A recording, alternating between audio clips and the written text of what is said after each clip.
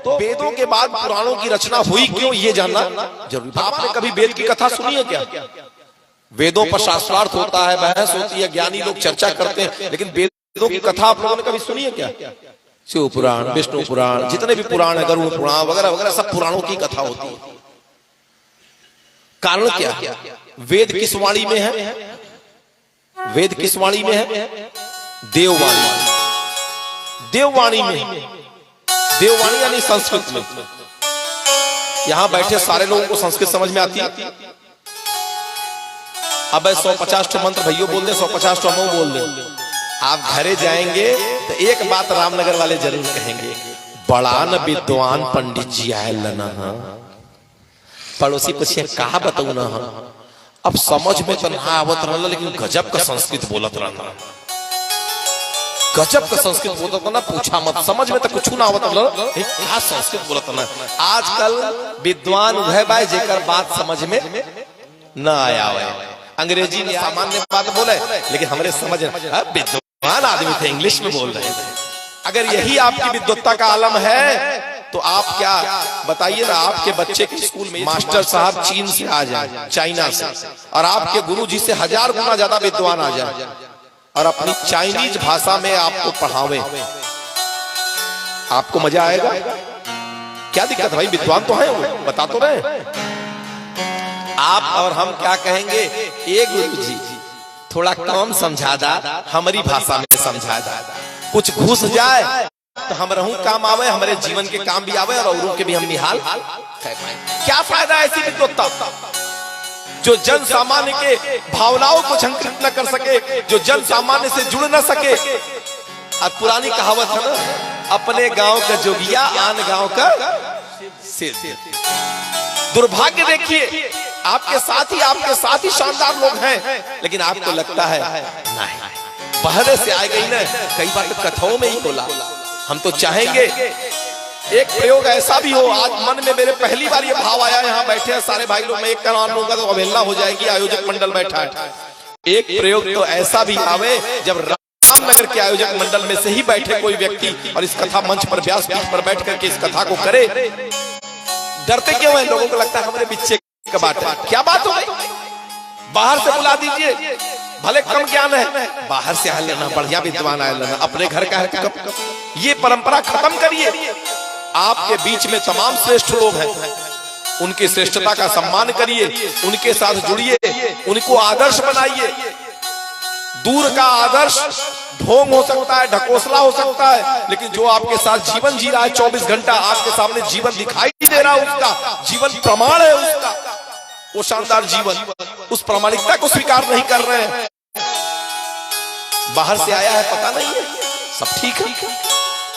मैं आज ये कथा में यही बात कहने जा रहा हूं कि भगवान को लगा कि वेद संस्कृत में है और हमारे मनुष्य जो आम जन है उसकी भाषा, उसकी अपनी भाषा, मातृभाषा हिंदी है, किसी की भोजपुरी है, किसी की संस्कृत।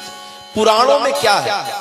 वेदों के ज्ञान को पुराणों के माध्यम से, उदाहरणों के माध्यम से जन जन तक पहुंचाया जाता है। यहाँ पर मैं इसी बात को जोड़ रहा हूं, जो दादा दादी की अगर किसी मन गढ़ंत कहानी से, अगर किसी नकली कहानी से, अगर किसी बच्चे की जिंदगी की दिशा और दशा बदल जाए, अगर किसी बच्चे का जीवन शानदार बन जाए, तो बताइए दादा दादी की वो कहानी अच्छी, वेद का मंत्र अच्छा, कौन सा अच्छा?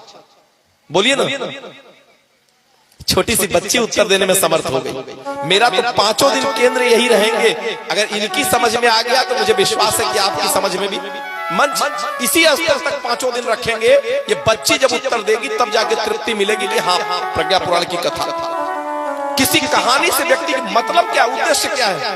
ये पूरी भैया आप लोग बनाए, उद्देश्य क्या है? जीवन स्तर ऊंचा उठा, लोगों की दिशा और दशा बदले, लोगों के अंदर भाव संवेदना जगे, लोग संगठित हो, लोगों के अंदर विनम्रता का भाव है। गुरुदेव कहते थे, गुरुदेव के शब्द हैं कि वरिष्ठता की पहचान उनकी विनम्रता पर निर्भर है। मुझे चिंता उनकी नहीं है जो नहीं आ पाए, चिंता उनकी नहीं है जो देर से आएंगे, मुझे चिंता सिर्फ उनकी है कि जिन्होंने अपना समय, श्रम, साधन लगाया है, यहाँ पर बैठे हैं, अगर वो वंचित रह गए तो फिर कोई आना नहीं चाहेगा, प्रश्न चिन्ह लग जाएगा।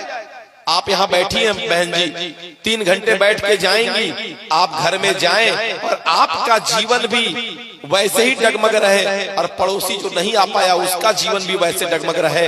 एक बच्चा जो क्लास में आता है, रोज बैठता है, वो भी शून्य, और जो पीछे बैठ के कंचा गांव में खेलता है वो भी शून्य। ये बताइए फायदे में कौन रहा, स्कूल आने वाला कि ना आने वाला? हाँ, देखिए उत्तर आ गया बेटा। जो नहीं आता, समय श्रम साधन खराब नहीं किया। हम कथाओं को सुनते हैं, कथाओं में आते हैं, हमारा भी जीवन नारकीय वैसे ही रहे, विषम परिस्थितियों में हम भी बिखर जाए, हम भी टूट जाए, हम भी लटक जाए, और दूसरा कोई कहेगा ये बहनी का फायदा ऐसा कथा सुन ले, का फायदा ऐसा भगवान के साथ जुड़ ले, जब तो हूं हमारे ही बराबर बाटू। तो इससे तो बढ़िया हमारे बाहर कम से कम चाड़ा में कमर तना दुखोली, साल ओढ़ के ठंडा तना सहत रही, घरे सुतल रही, तो उससे ज्यादा फायदा में तो हम रही। ऐसे कथा श्रवण का क्या लाभ जो हमारे जीवन को उछाल न सके, जो विषम परिस्थितियों में हमारे अंदर साहस न भर सके, जो मेरे माध्यम से किसी मरते हुए को जिंदा न कर सके। क्या फायदा है ऐसे अध्यात्म से?